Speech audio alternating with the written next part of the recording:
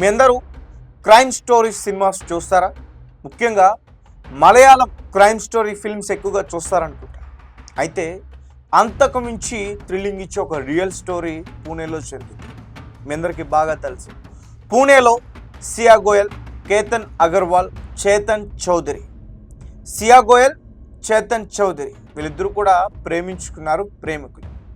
అయితే కేతన్ అగర్వాల్తో సియా గోయల్కి నిశ్చితార్థం జరిగింది. అది కుటుంబం యొక్క సమక్షంలో.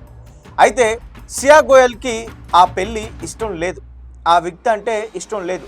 కానీ అతనితో మాత్రం మంచిగా తిరిగింది, అతన్ని పూర్తిగా వాడుకుంది, అతని దగ్గర నుంచి డబ్బులు కూడా వసూలు చేసింది. ఆ డబ్బులన్నింటినీ కూడా షాపింగ్కి యూజ్ చేస్తానని అతనికి చెప్పి ఆ డబ్బులన్నీ కూడా చేతన్ చౌదరికి ఇచ్చింది. ₹1,00,00,000 వరకు కూడా చేతన్ చౌదరికి సియా గోయల్ డబ్బులు ఇచ్చింది. ఎందుకంటే అతనికి నో చెప్పి తర్వాత చేతన్ చౌదరిని పెళ్లి చేసుకుని ఫైనాన్షియల్గా ఎటువంటి ఇబ్బందులు పడకుండా అతనితో హ్యాపీగా ఉండాలి అని చెప్పి ముందే ప్లాన్ చేసుకుంది.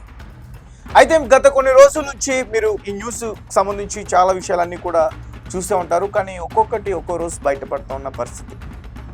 కేతన్ అగర్వాల్ ప్రముఖ పారిశ్రామికవేత్త కొడుకు, విశాల్ అగర్వాల్ యొక్క కొడుకు కేతన్ అగర్వాల్. సో కేతన్ అగర్వాల్కి 26 సంవత్సరాలు ఉంటాయి. వారి కుటుంబం సియా గోయల్ చూపించారు, తను నచ్చిందన్నాడు, పెళ్లి చేసుకుంటానని చెప్పాడు. అలాగే సియా గోయల్ ఫ్యామిలీకి కూడా కేతన్ అగర్వాల్ అంటే బాగా నచ్చాడు. సో దీంతో నిశ్చితార్థం చేసుకున్నారు. తర్వాత రాజస్థాన్లో ఉదయపూర్లో పెద్ద పెద్ద ప్యాలెసెస్ ఉంటాయి కదా, అక్కడ పెళ్లి చేయాలని చెప్పి దగ్గరగా 3 కోట్లు పెట్టి ప్యాలెస్ని ఏదో బుక్ చేశారని చెప్తున్నారు. అలాగే ఒక 2 ప్రైవేట్ జెట్స్ని కూడా బుక్ చేశాడు వారి బంధువుల కోసం అంటూ కూడా చెప్తున్నారు. సో తర్వాత వాళ్ళిద్దరూ కూడా కలిసి తిరగటం, ఎంజాయ్ చేయటం, పబ్స్కి వెళ్ళటం, బర్త్డే సెలబ్రేషన్స్కి హాజరు కావటం, ఇవన్నీ కూడా జరిగాయి. అలాగే సియా గోయల్కి ఏదైతే కావాలో అవన్నీ కూడా కొని ఇవ్వటం, ఇన్స్టాగ్రామ్ రీల్స్ అవన్నీ కూడా బయటకు వచ్చాయి కదా, అలా ఎంతో ప్రేమగా చూసుకున్నాడు, ఆమెని నమ్మాడు. కానీ ఆమె ఏం చేసింది? అతన్ని వాడుకుని అతని దగ్గర డబ్బులు కూడా తీసుకుని అతన్ని చంపేయాలని చెప్పి నిర్ణయం తీసుకుంది. సో రీసెంట్గా ఈ విషయాలన్నీ కూడా బయటపడ్డాయి. సో పోలీసులు ఎంక్వైరీ చేస్తున్నప్పుడు ఎలా అయితే ముందు అతన్ని ఎలా చంపాలని ప్లాన్ చేస్తుందో, దాంతోపాటు ఆమె గర్భిణి అయిందనే విషయం కూడా పోలీసులు ఇన్వెస్టిగేషన్లో తెలిసింది. చేతన్ చౌదరి ఆమెకి గర్భం చేశాడు. తర్వాత ఫ్యామిలీకి తెలిస్తే ఇబ్బంది అవుతుందని చెప్పి అబోర్షన్ కూడా చేయించాడు. చేతన్ చౌదరికి 22 ఏళ్ళు, సియా గోయల్కి ఆమెకి 20 సంవత్సరాలు. సో చూడండి, చిన్న ఏజ్లోనే ఎంత ప్రీ ప్లాన్గా మర్డర్ చేయాలని చెప్పేసి అనుకున్నారు. అయితే వీరు ముందు మే 31 ఇప్పుడు మర్డర్ చేయాలనుకున్నారు, కానీ ఆ రోజు కుదరలా. తర్వాత జూన్ 4 కేతన్ అగర్వాల్ని పిలిచారు, కానీ వాళ్ళ అమ్మగారు అంగీకారం ఇచ్చలేదు. ఆ రోజు ఏదో వారికి ఏదో వాళ్ళ ఇంట్లో ఏదో పర్సనల్ ప్రాబ్లం ఉంది, దానికి పంపించలేదు అతను. తర్వాత జూన్ 14 తీసుకెళ్లారు చంపేద్దామని లోహగఢ్ ఫోర్ట్కి. పూణే నుంచి 90 కిలోమీటర్ల దూరంలో ఉంటుంది. కానీ ఆ రోజు పర్యాటకులు ఎక్కువగా ఉన్నారంట అక్కడ. సో దీంతో ఆ రోజు హతమార్చడానికి కుదరలా. అయితే మళ్ళీ కూడా ప్రయత్నించారు. సో ఆ టైంలో ఏంటంటే తోసేద్దాం అనుకున్నారు. ఆ టైంలో చేతన్ ఆ చెట్లు ఏదైతే వేర్లు ఉంటాయో వాటిని పట్టుకుని ప్రాణాలు కాపాడుకున్నాడు. మళ్ళీ పైకి వచ్చిన తర్వాత ఎందుకు నువ్వు ఇలా చేసావు అంటే, లేదు నాకు ఒక పాము కనిపించింది, పాముని చూస్తే నాకు భయం అనిపించింది అంటూ కూడా ఆ రకంగా చెప్పాడు. పాపం నిజంగానే పిచ్చిదానికి పాము కనిపించిందని అతను అనుకున్నాడు. తర్వాత జూన్ 17 ఒక కెఫేలో కూర్చొని డీప్ డిస్కషన్ చేశారు. నీ వల్ల కాదు, నేనే ఈసారి అతన్ని లోయలోకి తోసేస్తా. ఇలా డిస్కషన్స్ చేసుకుని తర్వాత 18వ తారీఖు అతన్ని తీసుకుని లోహగఢ్ ఫోర్ట్కి వెళ్ళారు. నిజానికి చేతన్ చౌదరి అనే ఒక ఫ్రెండ్ సియా గోయల్కి ఉన్న విషయం కేతన్ అగర్వాల్కి తెలియదు.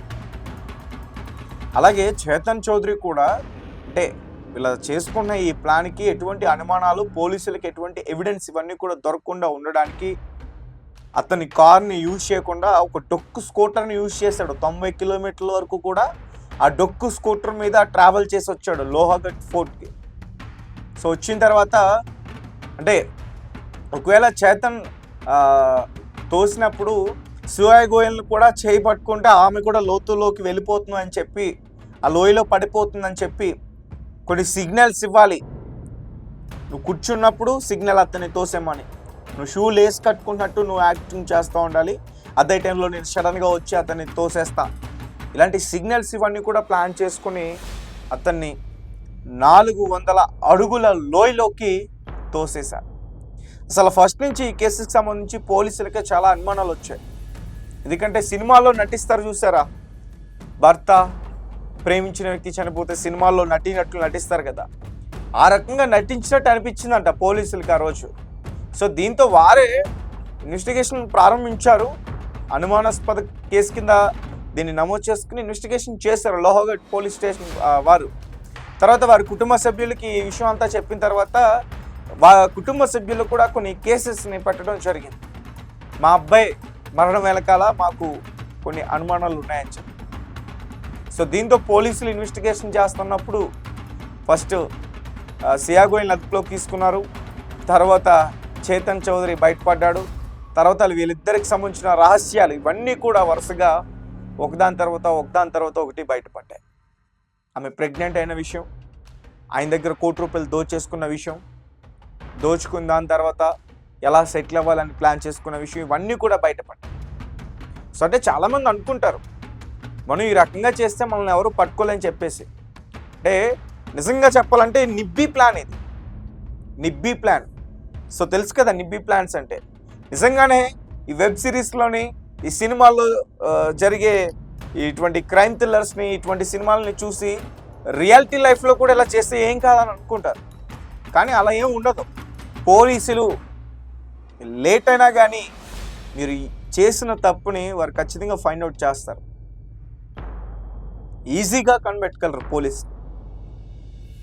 సో మొత్తానికి వీరైతే దొరికారు. ఇప్పుడు లోయలోకి తోసింది ఎవరు అనే విషయం వాళ్ళే చెప్పాలి.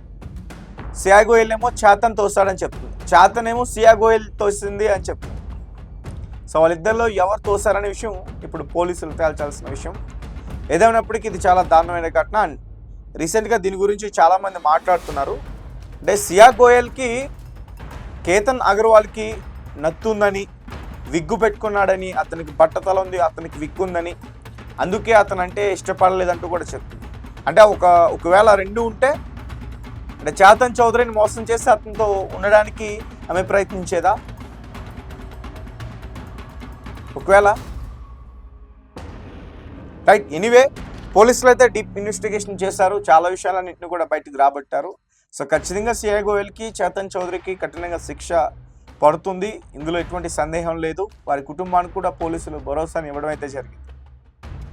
అండ్ మీ కామెంట్స్ ఏంటి, మీరేం చెప్తారు? ఇటువంటి మహిళల్ని అసలు ఏం చేయాలంటారు? పాపం అమాయకమైన మగవాళ్ళు చాలామంది బలైపోతున్నారు ఈ మధ్య. సో ఖచ్చితంగా కామెంట్ సెక్షన్లో తెలియపరచండి.